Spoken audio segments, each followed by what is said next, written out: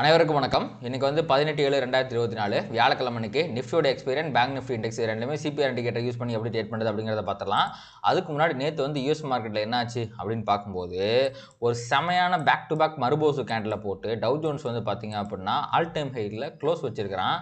இருக்கிறதுலேயே all time high அதுதான். கிட்டத்தட்ட 42,000 பக்கத்து 41,200 பக்கத்தில் வந்திருக்கிறான். ஆனால் இங்கே வந்து பார்த்தீங்கன்னா S&P 500 ஒரு ரத்த ஆறு ஓடிக்கிட்டு இருக்குது. அவன் வந்து கிட்டத்தட்ட ஒரு 1.39% கீழே விழுந்துட்டான். அண்ட் நாஸ்டாக் பாருங்கள் கிட்டத்தட்ட 3%. எப்படி டவ் ஜோன்ஸ் வந்து பார்த்தீங்கன்னா மேலே மறுபோசு கேண்டில் போட்டானோ நாஸ்டாக் வந்து பார்த்தீங்கன்னா கீழே மறுபோசு கேண்டில் போட்டு செமையாக க்ளோஸ் வச்சிருக்கிறான். அண்ட் இந்த விக்ஸை பாருங்கள், விக்ஸ் ஒரே நாளில் 10% பக்கமாக ஏறி ஒரு 14.48 அப்படிங்கிற ரேஞ்சுக்கு வந்துருச்சு.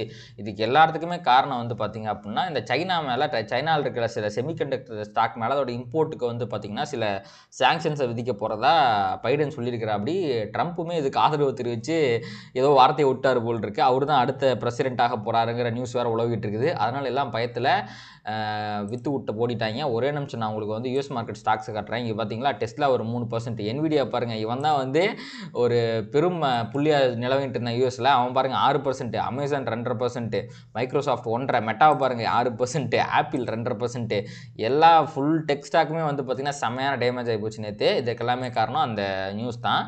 ஸோ இந்த நியூஸால் தான் மார்க்கெட் இறங்கியிருக்கு. ஆனால் இது கண்டினியூ ஆகுமா அப்படின்னு கேட்டிங்கன்னா இது எப்படி எந்தளவுக்கு கண்டினியூ ஆகும் அப்படிங்கிறது ஃபர்தராக வந்து ஏதாவது எஸ்கலேஷன் வருதா, திருப்பி ஏதாவது வாய் விட்றாங்களா, ஏதாவது பண்ணுறாங்களா, சாங்ஷனை போடுறாங்களா அப்படிங்கிறத பொறுத்தா இருக்கும். நம்ம அதை வந்து ஃபர்தராக பார்த்துக்கலாம்.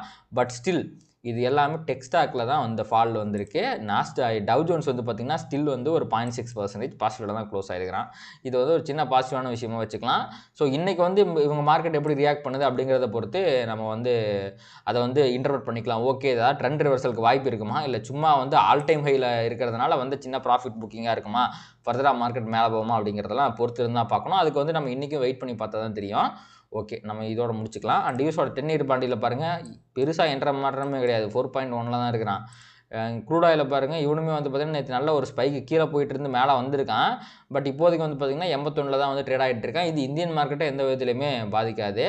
ஸோ ஒரு சின்ன நெகட்டிவிட்டி அப்படிங்கிறது இருக்குது. அது மேபி இன்றைக்கி நம்மளோட ஐடி ஸ்டாக்ஸை பாதிக்கிறதுக்கான வாய்ப்புகள் இருக்குது. பாதிக்குமா அப்படிங்கிறத பொறுத்து இருந்து பார்ப்போம். ஏன்னா என்றைக்குமே வந்து யூஎஸில் டெக் ஸ்டாக் வந்து பாதிப்படைஞ்சுன்னா இந்தியாவில் வந்து ஐடி ஸ்டாக்ஸ் பாதிப்படையும். இதுதான் வந்து பார்த்திங்கன்னா ஃபண்டமெண்டல். அது எப்படி அஃபெக்ட் ஆகுறத பார்க்கலாம். அண்ட் ஏடிஆரை பொறுத்த வரைக்குமே இன்ஃபோசிஸ் நெகட்டிவ், ஐசிஐசி நெகட்டிவ், விப்ரோ மட்டும் லைட்டாக பாசிட்டிவாக இருக்கான். HDFC பேங்க் வந்து நெகட்டிவாக இருக்கான். ஆனால் இது வந்து பார்த்திங்க அப்படின்னா 2 நாளத்தோடது. ஏன்னா இந்த இந்தியன் மார்க்கெட் வந்து பார்த்திங்கன்னா உங்களுக்கு வந்து நேற்று லீவ் இல்லை. அப்போ டியூஸ்டேவும் நடந்திருக்கும், வெனஸ்டேவும் நடந்திருக்கும். அதனால் இன்றைக்கி வந்து இந்த ஏடிஆரை வச்சு நம்மளால் மிகப்பெரிய விஷயத்தை வந்து இன்டர்பிரட் பண்ண முடியாது. பட் இந்த ஏடிஆரை பார்க்கும்போது எனக்கு தெரிஞ்சு பெரிய ஒரு சிக்னிஃபிகன்ட் சேஞ்சஸ்லாம் இருக்கிற மாதிரி தெரியலை.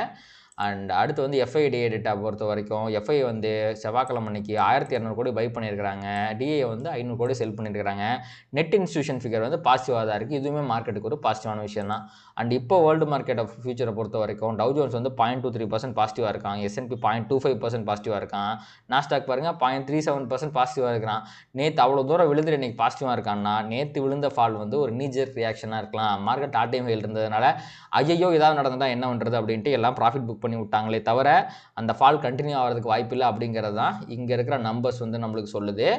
அண்ட் இங்கே பாருங்கள் உங்களுக்கு யூரோப்பியன் மார்க்கெட்டுமே வந்து பார்த்திங்கன்னா பாசிட்டிவாக தான் இருக்குது. ஆனால் ஓகே உங்களுக்கு வந்து பேர் என்ன, நான் வந்து நெகட்டிவில் இருப்பான்னு நினச்சேன் நிக்கியெல்லாம். ஏன்னா இதில் ஜப்பானை சேர்த்து ஏதோ ஒரு கம்பெனி சம்மந்தப்பட்டிருந்துச்சு. ஆனால் இவன் வந்து பாசிட்டிவாக தான் இருக்கான். நிக்கியும் பாசிட்டிவாக தான் இருக்கான். தைவான் முக்கியமாக செமிகண்டர் ஸ்டாக்னாலே தைவான் தான், அவனே பாசிட்டிவாக தான் இருக்கிறான். அதனால் ஒன்றும் பெரிய பிரச்சனை இல்லை. அப்படியே நம்ம வந்து இப்போது ஓகே நம்ம வந்து இவனுக்கு வந்துடுவோம். கிஃப்ட் நிஃப்டி வந்து பார்த்திங்க அப்படின்னா 24,660 அப்படிங்கிற ரேஞ்சில் ட்ரேட் ஆகிட்டு இருக்கான். வந்த வழி வந்தவன் அப்படின்ட்டு ஒரு வார்த்தை இருக்குது. அதாவது டியூஸ்டே அன்றைக்கி செம்ம ரேலி இருந்துச்சுங்க. அவன் 800 வரைக்கும் போனான், கிட்டத்தட்ட 790 வரைக்கும் போனான். இப்போ திருப்பி 620. அதாவது உங்களுக்கு வந்து டியூஸ்டே அன்றைக்கி ஈவினிங் வந்து எங்கே முடித்தானோ அதே ரேஞ்சு தான். 660 ரேஞ்சில் முடிச்சிருந்தா இப்போவுமே 660 ரேஞ்சில் தான் இருக்கிறான். ஸோ நிஃப்டி வந்து ஒரு பயங்கரமான ஃப்ளாட் ஓப்பனிங் இண்டிகேட் பண்ணுது. ஸோ மேபி ஒரு ப்ளஸ் ஆர் மைனஸ் ஒரு 40 பாயிண்ட் 30 பாயிண்ட் ஓப்பனிங் ஆகிறதுக்கு வாய்ப்பு இருக்குது இப்போ இருக்க நிலவரத்துக்கு. ஓகே, நம்ம அடுத்து அப்படியே சிபிஆர் வச்சு பார்த்துருவோம். நம்ம டெய்லி சிபிஆரில் பாருங்கள் உங்களுக்கு வந்து மார்க்கெட்டில் ஒரு கன்சால்டேஷன், அகைன் ஒரு கன்சால்டேஷன். அண்ட் இங்கே பாருங்கள் விர்ஜின் சிபிஆர் வரலாற்றில் தொடர்ந்து 3 தடவை விர்ஜின் சிபிஆர் வந்தால் 4வது தடவை விர்ஜின் சிபிஆர் வராது, சிபிஆர் தொட்டே தீரணும். இதுதான் வந்து பார்த்தீங்கன்னா ரூலு. ஏன்னா ஓவர் பாட்டுக்கு போயிடுச்சு. இப்போ ஆர்எஸ் இண்டிகேட்டர்லாம் வச்சு சொல்லுவாங்கல்ல மார்க்கெட் ஓவர் பாட்டில் இருக்குது அப்படின்ட்டு, அந்த மாதிரி தான் ப்ராஃபிட் புக்கிங்கே வராமல் சுற்றிக்கிட்டு இருக்கு. ஸோ கண்டிப்பாக இப்போதைக்கு நிஃப்டிக்கு தேவை ஒரு ப்ராஃபிட் புக்கிங் அப்படிங்கிறது இந்த ரேலியிலேருந்து தெரியுது. நான் வந்து 3 விர்ஜின் சிபிஆர் தாங்க டு த ஒரு ஒஸ்ட் கேஸ் மாதிரி ஒரு புல் மார்க்கெட்டில் 3 விர்ஜின் சிபிஆர் தான் பார்த்துருக்கேன். 4வது விர்ஜின் சிபிஆர் பார்த்ததில்லை இது வரைக்கும். ஸோ இன்றைக்கி அது வருமா அப்படிங்கிறத பார்க்கணும். என்னுடைய கணிப்புப்படி வராது. இன்றைக்கி வந்து மார்க்கெட்டில் ஃபால் இருக்குமா அப்படிங்கிறதெல்லாம் தெரியாது. ஆனால் வந்து விர்ஜின் சிபிஆர் ஃபார்ம் ஆகுது. இந்த இடத்த வந்து பார்த்திங்கன்னா கண்டிப்பாக தொட்டுருவாங்க. ஃப்ளாட் ஓப்பனிங் காட்டுறதை பார்த்தா ஓப்பன் ஆகிறதே சிபிஆர் கிட்ட தான் ஓப்பன் ஆகும்னு நினைக்கிறேன். அதை நம்ம விட்டுருவோம். அண்ட் உங்களுக்கு வீக்லிலையுமே வந்து பார்த்திங்கன்னா இந்த 600 ரேஞ்ச் இருக்குது பார்த்தீங்களா, இதுதான் வந்து பார்த்திங்கன்னா ப்ரீவியஸ் வீக்கோட ஹையாகவும் இருக்குது. ஸோ இன்றைக்கி வந்து சப்போஸ் இன்றைக்கி வந்து மார்க்கெட் வந்து இந்த ப்ரீவியஸ் வீக் ஹை கீழே போயிட்டா அப்படின்னா கன்ஃபார்மாக வந்து திருப்பியும் வந்து இந்த ஹை இருக்குது பார்த்தீங்களா, இந்த 650 கீழே தான் வந்து க்ளோஸ் வைக்கிற மாதிரி இருக்கும். ஸோ இந்த ரேஞ்ச் வந்து பார்த்திங்கன்னா ஒரு நல்ல சப்போர்ட்டாக இருக்குது. இதை தாண்டி க்ளோஸ் வைக்குதா அப்படிங்கிறது நம்ம வந்து பார்க்க வேண்டியதாக இருக்குது. ஓகே, அடுத்து நம்ம வந்து இப்போ டுமாரோ சிபிஆருக்கு வந்திருக்கோம். இந்த ப்ரீவியஸ் வீக் ஹையுமே இருக்கட்டும். ஸோ எனக்கு டுமாரோ சிபிஆர் வந்து அசெண்டிங் சிபிஆர் தான் வந்திருக்கு. இன்கேஸ் ஒரு ஃபால் வந்துச்சு அப்படின்னா S1லேருந்து ப்ரைஸ் ரிவர்சல் ஆகிறதுக்கான வாய்ப்புகள் இருக்குது. ஸோ அப்போ S1 ரிவர்சல் அப்படிங்கிறது ஒரு ஹை ப்ராபபிள் ட்ரேடிங் ஆப்பர்ச்சுனிட்டி. ஆனால் சிபிஆர் வரைக்கும் தான் நீங்கள் வந்து டார்கெட் வச்சுக்கணும். அதுக்கு மேலே ரொம்ப நேரம் வெயிட் பண்ணிங்க அப்படின்னா மார்க்கெட் கீழே இறங்குறதுக்கான வாய்ப்புகள் இருக்குது. அதுக்கப்புறம் வந்து பார்த்திங்க அப்படின்னா உங்களுக்கு வந்து அசெண்டிங் சிபிஆருங்கிறதுனால R1 ட்ரெண்டிங் தான் வந்து ஒரு ஹை ப்ராபபிள் ட்ரேட். ஆனால் எனக்கு என்னமோ இன்றைக்கி இருக்கிற மார்க்கெட் ஸ்ட்ரக்சருக்கும் ப்ரைஸ் ஆக்ஷனுக்கும் R1 ட்ரெண்டிங்லாம் வேணான்னு தோணுது. ஸோ இந்த சிபிஆர்லேருந்து ப்ரைஸ் ரிவர்சல் ஆகி கீழே போகும்போதுமே நீங்கள் என்ட்ரி அப்படிங்கிறத எடுக்கலாம். பட் இன்னைக்கான செட்டப்பு உங்களுக்கு அசெண்டிங் சிபிஆர்னால் ஹை ப்ராபபிள் ட்ரேட் எதுனா R1 trending, CPR reversal bullish, S1 reversal bullish, இதுதான் வந்து high probable trade. But already market வந்து ரொம்ப ரேலி ஆனதுனால நான் சொல்கிறேன், எனக்கு தெரிஞ்சு இன்றைக்கி வந்து ஒரு ஹை ப்ராபபிள் ட்ரேட் அப்படின்னா சிபிஆர்லேருந்து ரிவர்ஸ் ஆகி ப்ரைஸ் கீழே போகிறது அண்ட் S1லேருந்து ரிவர்ஸ் ஆகி ப்ரைஸ் சிபிஆர் கிட்ட வருது. எனக்கு தெரிஞ்சு இது ரெண்டு தான் வந்து ஹை ப்ராபபிள் ட்ரேடிங் செட்டப்பாக இருக்கும். ஏன்னா இப்போ S1லேருந்து ப்ரைஸ் ரிவர்ஸ் ஆகுதுன்னா அது விர்ஜின் சிபிஆரும் கூட. ஸோ விர்ஜின் சிபிஆர் ரிவர்சலும் சேர்ந்து வந்துடும். அதனால தான் ஹை ப்ராபபிள் ட்ரேட். இன்கேஸ் ஒரு ஃபால் வந்தாலும் கண்டிப்பாக ப்ரைஸ் S2லேருந்து ரிவர்ஸ் ஆயிரும். அப்போ இன்றைக்கி S1 reversal, S2 reversal, CPR reversal, இது மூணுமே வந்து பார்த்திங்கன்னா நீங்கள் ட்ரை பண்ணலாம். நிஃப்டியை பொறுத்த வரைக்கும் அதுதான் ஹை ப்ராபபிள் ட்ரேடாக இருக்கும். பட் நான் இப்போ சொன்ன எல்லாமே வந்து பார்த்திங்க அப்படின்னா இப்போ இருக்கிற மார்க்கெட் ஸ்ட்ரக்சருக்கு as per the system, as per the ascending CPR, S1 reversal, CPR reversal bullish and R1 reversal தான், R1 ட்ரெண்டிங் தான் உங்களுக்கு வந்து high probable trading opportunity. So இதை வந்து நீங்கள் பார்த்து பண்ணுங்கள். ஏன்னா மார்க்கெட் ஓவர் பாட்டில் இருக்குது.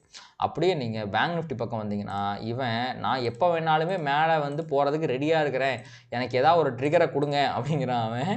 அந்த ட்ரிகர் வந்து மேபி உங்களுக்கு வெயிட் பண்ணிக்கிட்டு இருக்குன்னு நினைக்கிறேன். கோட்டாக் பேங்க், HDFC பேங்க் ரிசல்ட்லாம் வருது. அந்த ரிசல்ட்டுக்கு அப்புறம் தான் தலைவன் மூவ் ஆவான்னு நினைக்கிறேன். இப்போ போட்ட கன்சல்டேஷனுக்கு அவன்லாம் போனான்னா மேலேயோ கீழேயோ 2-3% போகிறதுக்கு எல்லா வாய்ப்புகள் இருக்குது. நல்ல ஒரு புல்லிஷ் ஃப்ளாக் மாதிரி வந்து பொசிஷன்லாம் வந்து பார்த்திங்கன்னா ஒரு பேட்டர்ன் வந்து ஃபார்ம் ஆயிருக்கு. இங்கேருந்து வெடிச்சு செதறனா மேலே ஒரு 2%, கீழே போனானா கீழே ஒரு 2-3%, எல்லா வாய்ப்பும் இருக்குது. அதற்கான சுச்சுவேஷனும் கரெக்டாக வந்து அமைஞ்சு வருது. HDFC பேங்க் ரிசல்ட் வருது, ரிலையன்ஸ் ரிசல்ட் வருது, பட்ஜெட் வருது. இது எல்லாத்துக்கும் சேர்த்து வந்து எனக்கு தெரிஞ்ச திங்கள் செவ்வாயில் பெரிய சம்பவம் காத்துட்ருக்கு அப்படின்னு தான் நினைக்கிறேன். ஸோ நம்ம பொறுத்து இருந்து பார்க்கலாம். அதற்கு முன்னாடி நம்ம இன்றைக்கி வந்து பேங்க் நிஃப்டியில் என்ன சிபிஆர் வந்து நேற்று வந்துச்சுங்கிறத பார்ப்போம். நேற்று ஒரு இன்சைடு சிபிஆர் வந்துச்சு, ப்ரைஸ் ட்ரெண்ட் ஆகலை. இன்றைக்கி வந்து பேங்க் நிஃப்டியில் ஒரு ட்ரெண்டிங் வர்றதுக்கு எல்லா வாய்ப்புகளுமே இருக்குது அஸ் பர் த சிஸ்டம். நீங்கள் அஸ் பர் த ஃபண்டமெண்டல் வந்து பார்த்திங்கன்னா அந்த ட்ரெண்டிங் வந்து உங்களுக்கு எப்போ வரும், திங்கக்கிழமை தான் வரும். ஆனால் அஸ் பர் த செட்டப் இன்றைக்கி பேங்க் நிஃப்டி செட்டப்புக்கு இன்றைக்கே வரணும். ஏன்னா ஒரு ட்ரெண்டிங் டே வந்து ப்ரைஸ் ட்ரெண்ட் ஆகலைன்னா அடுத்த நாள் ட்ரெண்ட் ஆகும். இதுதான் வந்து பார்த்திங்கன்னா உலக நியதி, சிபிஆரோட நியதி அதுதான். அதை நம்ம பொறுத்து இருந்து பார்ப்போம். ஓகேங்களா, இன்றைக்கி வந்து பார்த்திங்கன்னா உங்களுக்கு ஒரு பேரல் சிபிஆர் வந்திருக்கு. ஸோ இது ஒரு அன்யூஷுவல் ப்ரைஸ் ஆக்ஷன் தான். ஸோ பேரல் சிபிஆர் வந்திருக்கு, இது ஒரு மீடியம் சிபிஆராக ஃபார்ம் ஆகிருக்கு. ஸோ இதை வச்சு நம்மளால் வந்து பார்த்திங்கன்னா ஒரு பெரிய டிசிஷனே எடுக்க முடியாது. பேரல் சிபிஆர் வந்துச்சுன்னா நேற்று என்ன ப்ரைஸ் ஆக்ஷன் வந்துச்சோ அதே தான் இன்றைக்கி ரிப்பீட் ஆகிறதுக்கு வாய்ப்பு இருக்குது. நேற்று வந்து ப்ரைஸ் ஆக்ஷன் என்னது ட்ரெண்டிங் டே, அதனால தான் ப்ரைஸ் ட்ரெண்ட் ஆகும் அப்படின்னு சொல்கிறேன். ஸோ இன்றைக்கி நீங்கள் பேங்க் நிஃப்டியை அவாய்ட் பண்ணிடுறது நல்லது. ஏன்னா இந்த மாதிரி வரும்போது நம்மளால் ப்ரைஸ் ஆக்ஷனை சரியாக ப்ரெடிக்ட் பண்ண முடியாது. மேபி ஒரு ட்ரெண்டிங் டே கிடச்சிச்சின்னா நீங்கள் எடுக்கலாம், அது எய்தர் சைடு கிடச்சிச்சின்னா எடுக்கலாம். ஸோ அதுதான் வந்து பார்த்திங்கன்னா பேங்க் நிஃப்டி பொறுத்த வரைக்கும் இன்றைக்கி ஒரு ஹை ப்ராபபிள் ட்ரேடிங் ஆப்பர்ச்சுனிட்டியாக இருக்கும். அதற்கான காரணம் என்னென்னா உங்களுக்கு ஓவர் கன்சல்டேஷன் ஆகிட்டான். பேங்க் நிஃப்டிலாம் இவ்வளோ கன்சல்டேட்லாம் ஆகிட்டு நான் பார்த்ததே இல்லை. ரொம்ப ஒரு ஷார்ட் ரேஞ்சுக்குள்ளே இருக்கான். ஸோ பிரேக் அவுட் ஆகி வந்து பார்த்திங்கன்னா அப்படின்னா உங்களுக்கு இந்த லெவல் 700க்கு மேலே போனோம்னா கண்டிப்பாக மேலே போகிறதுக்கு வாய்ப்பு இருக்குது. அதே மாதிரி கீழேயுமே 52,200 தானா கீழே போகிறதுக்கு வாய்ப்பு இருக்குது. ஸோ இந்த 2 லெவலில் வச்சு அதை ஏதாவது இடத்த இன்றைக்கி பிரேக் அவுட் பண்ணால் நீங்கள் ட்ரேட் பண்ணிக்கலாம். இல்லை அது பிரேக் அவுட் ஆகலை இன்றைக்கி கன்சல்டேஷனை போட்டான்னா ஓகே வந்து சம்பவம் வந்து திங்கக்கிழமை லோடிங் அப்படிங்கிறத தெரிஞ்சுக்க வேண்டியதான். ஸோ இதான் வந்து பார்த்திங்க அப்படின்னா பேங்க் நிஃப்டி பொறுத்த வரைக்கும் உங்களுக்கு அனலிசிஸ். ஸோ இன்றைக்கி பேங்க் நிஃப்டி அவாய்ட் பண்ணிவிட்டு நிஃப்டியில் ஃபோக்கஸ் பண்ணுறது தான் நல்லது. ஏன்னா ஒரு கன்வின்சிங்கான பேட்டர்ன் வந்து இன்றைக்கி பேங்க் நிஃப்டியில் கிடைக்கல because of the parallel CPR. So அவ்வளோதாங்க நிஃப்டி அண்ட் பேங்க் நிஃப்டியை பொறுத்த வரைக்கும் உங்களுக்கு ப்ரைஸ் ஆக்ஷன் அனலிசிஸ். ஸோ இன்றைக்கி வந்து ரெண்டுமே ஓரளவுக்கு வந்து பார்த்திங்கன்னா ஒரு கன்ஃபியூஸ்டாக தான் இருக்குது. ஸோ உங்களுக்கு கரெக்டான ஹை ப்ராவல் ட்ரேடிங் செட்டப் கிடச்சா மட்டும் எடுங்க, இல்லைனா சின்ன ஸ்டாப் லாஸில் கூட நீங்கள் வெளியே வந்துக்கலாம், தப்பு கிடையாது. ஸோ ரிஸ்க் மேனேஜ்மெண்ட்டை ஒழுங்காக பண்ணுங்கள், பெருசாக லாஸ் பண்ணாதீங்க. அது மட்டும்தான் உங்களோட ட்ரேடிங் கேரியரை வந்து என்ஹான்ஸ் பண்ணுறதுக்கு ரொம்ப ஹெல்ப்ஃபுல்லாக இருக்கும். ஸோ இந்த வீடியோ உங்களுக்கு பிடிச்சிருந்துச்சு அப்படின்னா அதை லைக் பண்ணுங்கள், கமெண்ட் பண்ணுங்கள், அண்ட் ட்ரேட் பண்ணுற மற்ற நண்பர்களுக்கு ஷேர் பண்ணுங்கள். அது யூடியூப் அல்காரிதம் ட்ரிகர் பண்ணி நம்ம நிறைய பார்வையாளர் நம்ம சேனலுக்கு கொண்டு வந்து சேர்க்கும். நன்றி.